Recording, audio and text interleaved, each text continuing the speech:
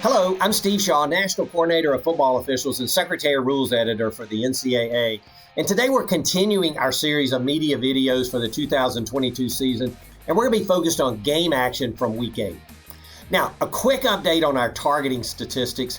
In FBS, so far this year, we've had 98 targeting fouls enforced, and that's one targeting foul in every 5.6 games. And in FCS, we've had an average of one targeting foul in every 7.7 games. So the trend is down, and that is good. Now, we get a lot of questions. Is the targeting rule really the right rule? Are we looking at the right behavior? And remember, the targeting rule is really a player safety rule. But I want to share with you, the Pac-12 did a multi-year study, included over 500 games, and they were looking at the incidence of targeting.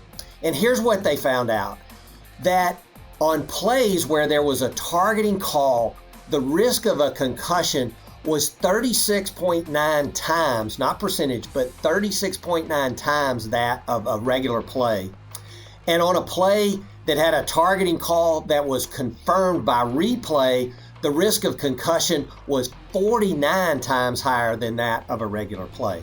So I would tell you the targeting rule is focused on the right type play, the type play we want to get out of the game.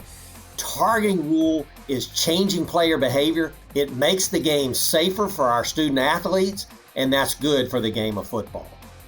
So with that, let's get straight on into our plays.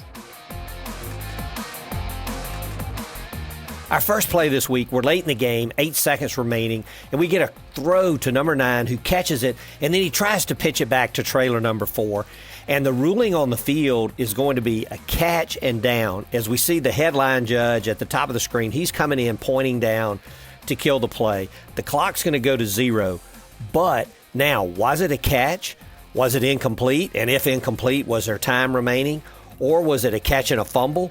Or was it a catch and a backward pass? So all of this is critical to the end of game ruling, and replay is going to come in, stop the game, and we're going to look from the end zone view. We get the best look. Now, we know that to complete a catch, number one, the receiver must gain firm control of the ball, which he does. He must get a body part down, and he's got 2 feet down. And then there's a timing element. Did the receiver maintain control of the ball long enough to enable that player to perform an act common to the game, including long enough to do something with the ball? And here he clearly pitches the ball toward a teammate. So the pass is definitely complete.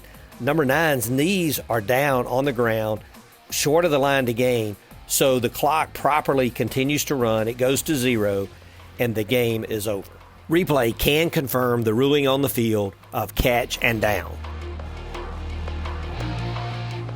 Play 2, we're 3rd and goal. The quarterback's going to hand the ball to number 3, who cuts through a hole in the defense and is into the end zone.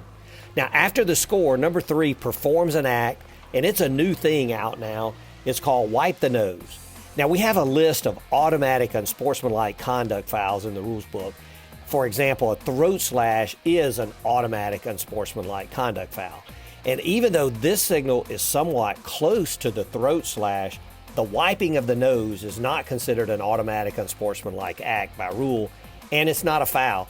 However, if the action is directed at an opponent and in the official's judgment is intended to taunt or demean that opponent, it can be penalized for unsportsmanlike conduct.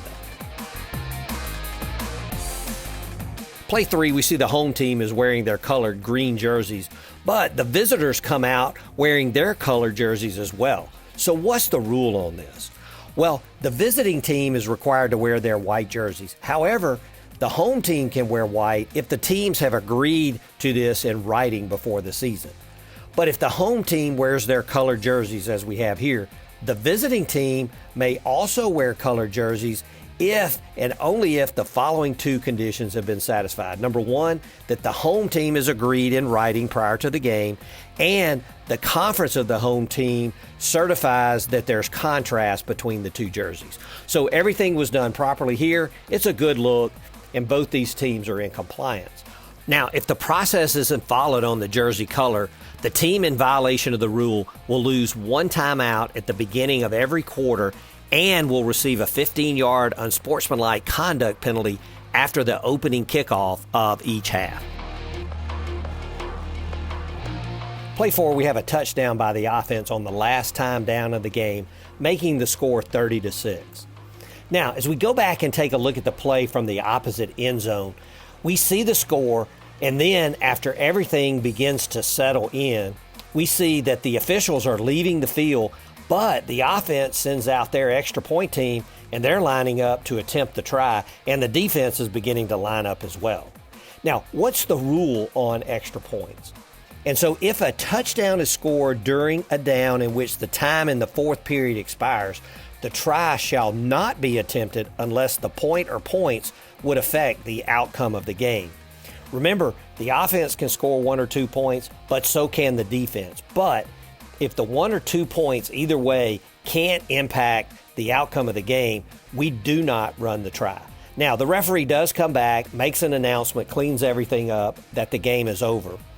But one final note, if the scoring team is ahead by 1 or 2 points, then they have the option to forego the try.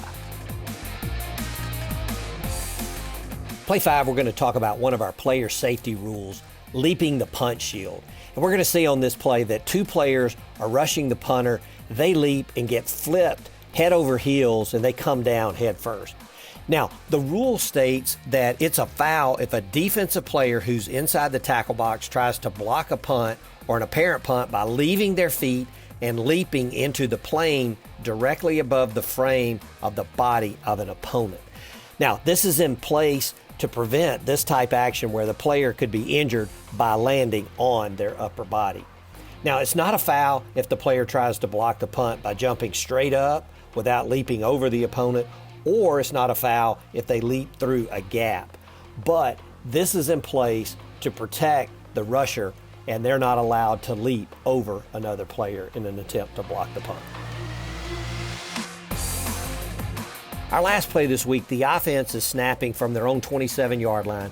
The quarterback fakes to the back, looks downfield, and then he's going to scramble out of the pocket and ultimately throw the ball away beyond the line of scrimmage. So there's no issue with intentional grounding because the quarterback was outside the tackle box and threw the ball beyond the line of scrimmage.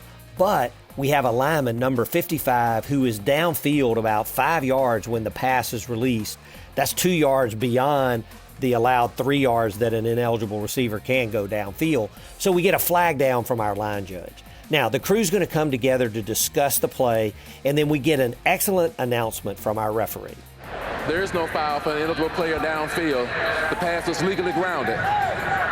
3rd down. There is an exception to the ineligible receiver downfield rule, and that exception states that if the passer is legally throwing the ball away, as he was here, and the ball lands near or beyond the sideline, there is no foul for ineligible receiver downfield.